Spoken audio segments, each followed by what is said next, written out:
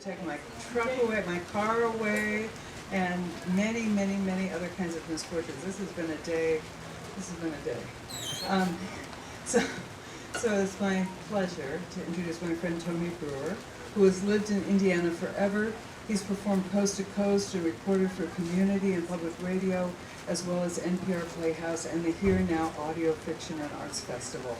His books include Hot Type Cold Read from Chatterhouse Press, Homunculus from Dos Madres Press, The History of Projectiles from Alien Buddha Press, and Tabletop Anxieties and Sweet Decay. And that was with Tim Heerding from Roaring Junior Press. He frequently collaborates with the Experimental Audio Collective Urban Deer Recording, and is one-third of the poetry performance group Reservoir Dogwoods. And he is he's my co-conspirator and collaborator in crime and a dear, dear friend. So go ahead and welcome Tony Brewer. Let's give it up for Joan Hawkins for emceeing all day, starting out the day with a dead car after she got here. Yeah. Trying to give a tow truck directions. Down the, yeah. Like right here, stopped, it just dies. I'm trying to give a tow truck directions. We're coming in through the arts fair to get my car. It took me, Tony, and Kyle to get this guy. Yeah, it's crazy. And a shout out to my Poetry on Demand crew back there too, in the soggy tent. It's been slaving away. So I wanted to start by reading some poems on demand that I've made over the years, and I'm working on a bunch of projects with Poetry on Demand. I think I've lost count, but I may be somewhere north of 600 poems over the first time I did this was in 2012, and the number of poems I make every year is ramped up and up. I think the most I made in 1 year was around 150 or 200 in 1 year at a bunch of different events. So I'm trying to collect them all, and it's been tough because I'm really bad at taking pictures of them.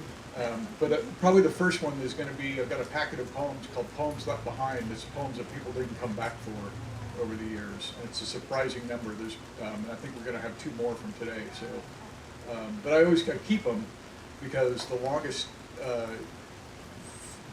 time, it's 2 years between having written it and then someone comes back 2 years later and says, "Do you still have that poem from?"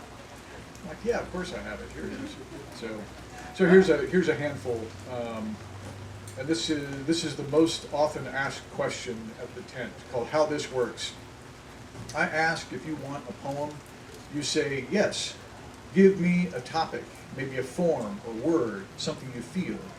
In 10 to 15 minutes, I'll type one up. There may be minor typos, and read it to you and give it to you on a lovely card. You give me your reaction and a small donation, and then leave. Then I do another one for someone else. Here's one called, I should say that was from, because these are all dated too, that was from First Thursday at the Arts Plaza, which I think is on campus, from September 7th, 2017. And then here is one called The Botany of You. With a sharp yank where stem meets earth is how we move from the cradle to the pot. Such concern for drainage and proper placement to achieve optimal natural light, or kept alive in a hot greenhouse under timed fake lamps. How we feed ourselves, escape ourselves, this gray, root-bound world. And that is from the Orange Festival, September 22nd, 2018. And then here's one of my favorites ever. This is Maximum Dog. Maximum Dog. Oh, you butt to butt of tongue and sausage gut, wallowing on couches and impossible to make do anything unridiculous or properly dog-like. More old man stink than puff of pup. And only once were you ever told no, because it just doesn't matter now, does it? And that was from the first Thursday at the Arts Plaza, September 7th, 2017. And then the last one is a relatively recent one. And I like this one because I'm like it, I'm pretty happy with it, but also, as often happens when we're doing one of these events and there's a bunch of poems and a bunch of poets making poems for people, sometimes you have to hand off the poem to someone else. And so what happened was, I was working with Adam and Siren at a Tuesday market down at the Switchyard, and Siren did the interview with someone, talked to them about what kind of poem they want, and then they had several to work on, and asked if I would take this, and I said, yeah, sure. And so I got the prompt. I just got the one word prompt. I didn't have the conversation. I just got one word that ended up being the title, Tea Party of Grief. It steeps in the belly of the pot as it brews and stews, keeping you up or knocking you out, depending on what leaves. Some sadness has a limit, who has a seat at table. Some leaves a whole life unstable, unable to see a whole life, like a mask that cannot be removed, only grown accustomed to. Soaking into the psyche like rain seeps into skin, surviving but wet with regret, or merely damp with memory. Dunked over and over in it till the tea grows tepid, is drunk, and the guests full go home, but you're still here, left to clean up.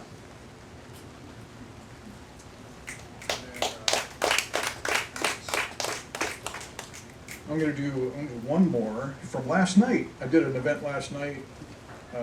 Jenna Sears, who read earlier, they showed some work at the Backspace Gallery, a new gallery space on the square. And Joan and Hiromi read along with Jenna, and I did Poetry on Demand. And I just did 2 poems, but I'm pretty happy. I was pretty happy with both of them. So I'm going to read just one of them. And the prompt was, I can tell you the prompt. The prompt was, I'm always on the fence about, do I give you what the prompt was, or do I just let the poem stand on its own? So, but it doesn't matter. You figured out Maximum Dog was about a dog. It's pretty obvious. So this one this is relatively obvious too, but this is about the Webb, the new telescope, and the fact that we can, we're able to see so much. And this is called Seeing Things. The tree said, "Eat this from my body, for it is knowledge and it is good." Okay, so take a picture. It'll last longer. 1,000,000 years, 1,000,000 billion, in fact. Side-eye of Jupiter, or the wound at the center of every galaxy. We're just winking along here in our tininess, with our new and improved eyes, never meant to see some things so clearly, bringing the mysterious distance into sharp, relentless focus.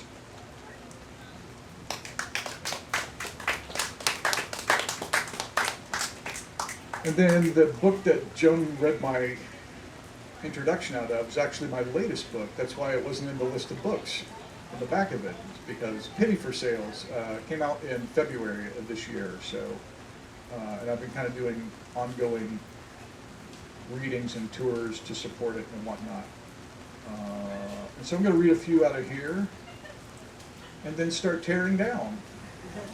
Sounds like a great way to spend a rainy early Saturday evening. This is, I wrote this during lockdown. A lot of these poems were written during the lockdown, during the early period of lockdown, like from March to about June 2020.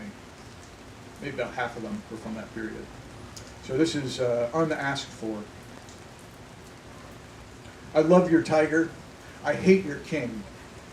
I have too many unpopular things. You looked really cute in your floppy hat. You have something in your teeth. Most movies bungle Act 3. I will tolerate lima beans. I often lose track of days. Happy people on here look like ads. No. Thanks anyway.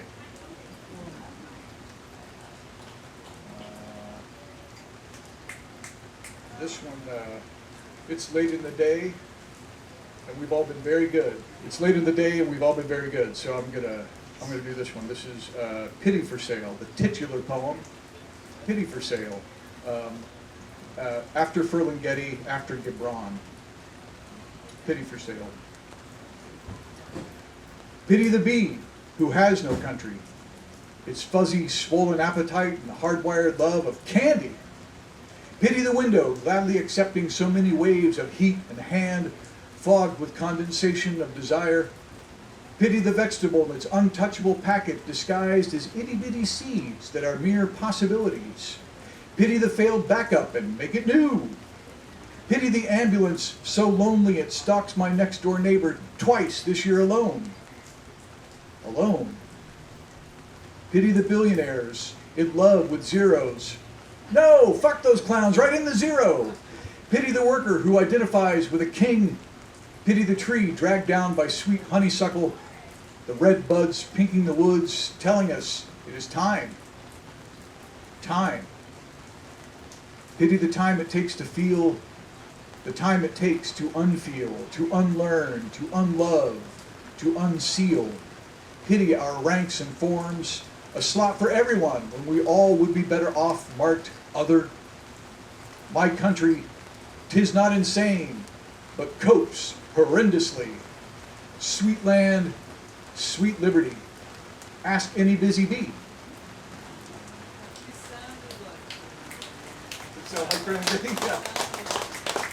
I wrote that again. That was a lockdown poem. I think I wrote that on Ferlinghetti's 101st birthday. And then he died not too long after that. So here's a somber one. We'll do a couple of somber ones. This is the power in the blood. We knew Uncle Ivan had diminished, though he was still mowing his yard in May, like the old men do around here. He got worse, and then he was gone. The pastor opens Ivan's Bible, and bookmarks fall out, and Post-its and dog-eared pages tell him where to start and how to finish the service. I cannot keep straight who hugs and who shakes hands, make awkward A-frames with cousins who don't, and get pulled into aunts who do. We try to prefer to stay at arm's length behind masks, find ourselves drawn in and caught up. We all have farmer eyes, downturned, an inner weariness and wrinkly from sun. Look like we've been crying. Comfort in the quiet of a field adjoining this manicured cemetery. A silence everyone agrees on, except somewhere drones a tractor and wind rustles tall drying corn. He's going home, the pastor says as the song kicks in. Precious memories, how they linger, how they ever flood my soul. In the stillness of the midnight, precious sacred scenes unfold. It's hard nowadays not to be from the internet and its eternal September of 1993. But I am from a place with a name, tiny, and completely mapped the same way Capricorns come from a specific moment in space-time where everything stopped when stars aligned along trajectories and atoms coalesced into me or conjured. Every time I visit that little town, its amber grows a little thicker, home less complicated than a world bumping up against everyone's large concern. Most roads around here I know like the back of my hand. I needed GPS to find this cemetery. That's how far away I live and how long since I've been back. My kin are missing fingers lost to the plow and long buried. I miss the sanctuary of this land as I steady myself reaching out into largely empty air.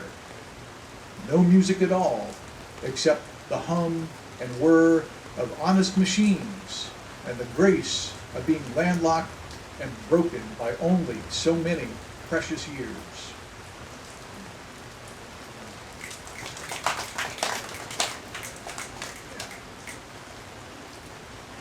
So I got a sestina published that I put in here. Yeah, I know. Like, wow, really? You guys want a sestina? You guys want to hear a sestina? All right. So this is called Dorothy, We're Not Listening to Kansas Anymore. Dorothy, we're not listening to Kansas anymore. Life is a glorious cycle of song. Sorry if you don't get the joke. Singing fans your little hurts, but only when you don't know the words. Otherwise, you might find you can keep time, but after a while your brain gets bored with all that rickety-racket. Bored pretending you love this song, smiling and nodding and tapping in time. That's when concerts turn into a big joke. I like readings better. I like words, but I like hearing too. Sometimes listening hurts. Styx and the Stones can wound and hurt with their volume and chords, and I get bored listening to bands musicalize empty words and render cliches rocked into song. It's all one long unbroken rhythmic joke, as if we, the audience, have all the time in the world, yet we have no time. I can say from experience it never hurts to listen to a badly told joke as long as you don't look bored. It's like someone else's favorite song you don't like. You learn the words to make them happy, but alone, the words are actually pretty lame. Especially times when they're just singing that song, but they really can't sing, and you don't want to hurt their feelings, but you are bored and inwardly laugh, thinking, what a joke. Conversely, try telling your own joke. Make up and write and rewrite your words the next time you're at a reading, bored, or are draped on the railing at a concert, killing time you'll never get back, looking cool and hurt and obviously so like over this song. But if everyone is bored from just your telling the joke, and you can't read music but you know the words, you're wasting your time writing laughter. Try hurt. Thank you. Thank you. Let's see. Let's try. Oh, I like this one. So this was inspired by, we were down in Owensboro, and I remember we went out to, I forget the name of the place, it's that little place that's kind of catty corner from where the theater was. And we were there late, and Judith, who's a practicing Buddhist, was mowing down on a giant cheeseburger, probably like a double cheeseburger or something. So, and I remember someone, I don't think it was me, but somebody asked her about this. And so this is a Buddhist eating a hamburger. A Buddhist eating a hamburger is asked how she plans to atone for this injustice. She replies, one must approach the dilemma with a diamond of eyes, each facet a truth, wet meat lingering on a concrete floor, farmers raising grain, and vets with vaccination needle shooters, the feeding and stroking and herding, a long sequence of metal mazes and latex gloves and awful stained fields, hands touching her meaningfully for the first time belonging to a leather apron butcher with a bolt gun, a foot switch to a slick drum, and a hot bone saw with a shiny red smile. Ruminate on the genealogy of industrial violence and sustain yourself. For acceptance and forgiveness lead to the cessation of all suffering, she says, taking a big, juicy bite. She then considers the French fries and the potatoes whence they came. Who prays for them? What memorial 8x10 glossy will loom over a candlelight vigil in somber observance of boiling oil and 1,000 crinkled cuts? Who weeps for the vegetables? No one. No one, she concludes, smacking the 57 on a glass coffin of ketchup.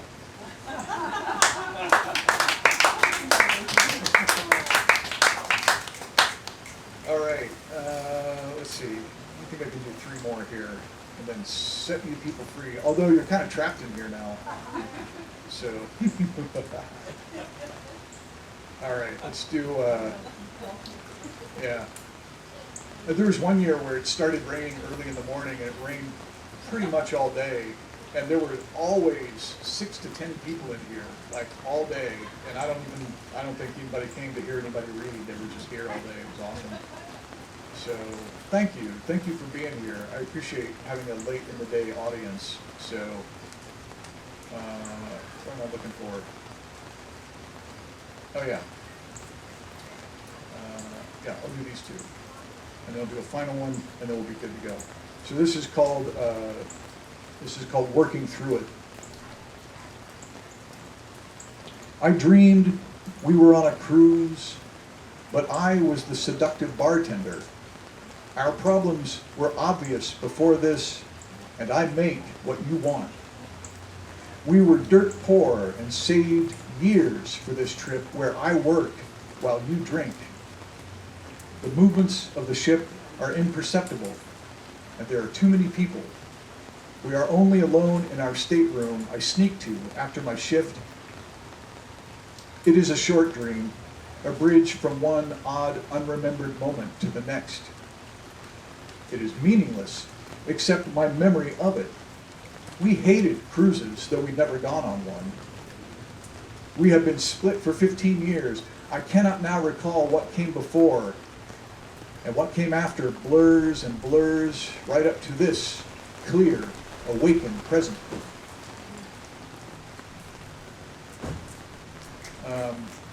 Thank you. I read this one, I like to read this one when Adam is here, but I'll tell you the story anyway, because Adam likes to troll me a lot. He's a troll.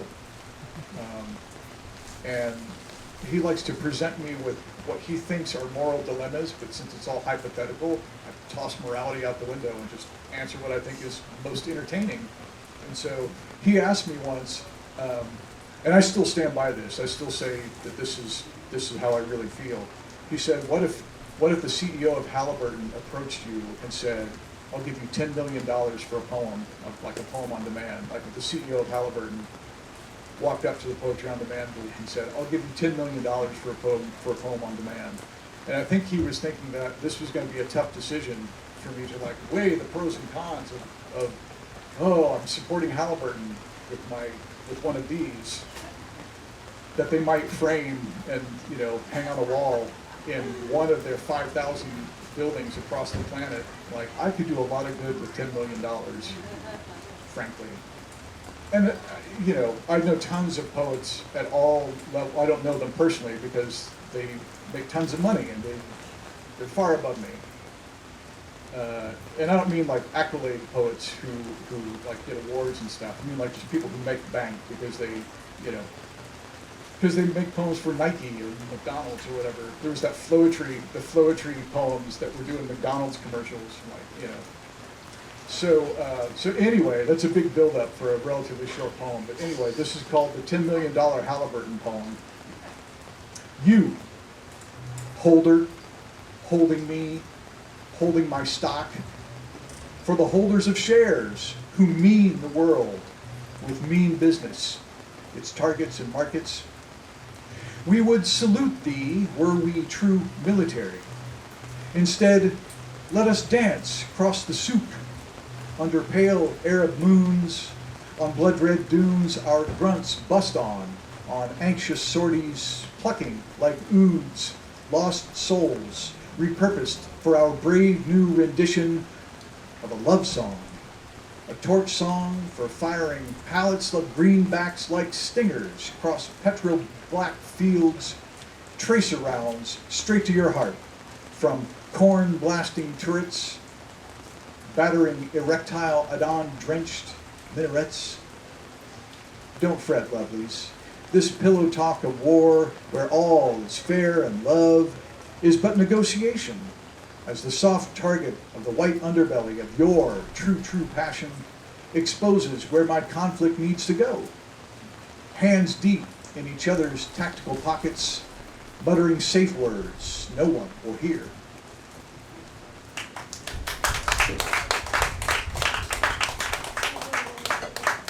I'm going to do one more. Thank you all for being here, and thanks again to Joan, and thanks to, honestly, big shout out to Steve, sound guy extraordinaire, risking life and limb. He was like running cable while it's lightning along this metal beam, holding on to this metal beam while it's thunder and lightning. Like, man, better you than me.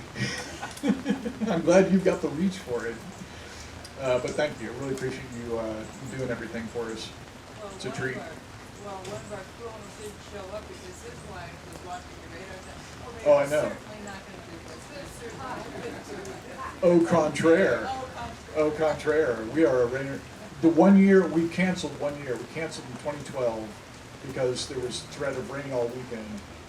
And You've regretted it ever since. I've regretted it ever since because we had Ross Gay lined up. We had a bunch of, it was our second year doing it. We had some heavy hitters coming and then we canceled at the last minute and then it didn't rain. It like sprinkled. It sprinkled that weekend. I was so pissed. I'm so pissed. So yeah, we never cancel. We'll just tough it out and be wet. It's all right. So this is the last poem in the book. This is the last poem in the book. And I take it at a pretty even pace. So this is called, thanks again, everybody. This is called Our Origin.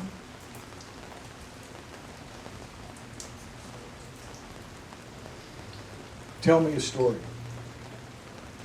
Not how your day has been, that you cleaned the cat box, took out the trash after cleaning the refrigerator of dead, uneaten food. House spirits care for these details and the piles of spite it takes to motivate your ass to chore away a Saturday. I want your legends and myths, not the lie-consuming cycle requiring a ladder to properly tuck away, or the rumor slouching down Main. Sirens going whoop whoop through the intersection, habit, cam for their protection. Will we be stranded on this rock forever?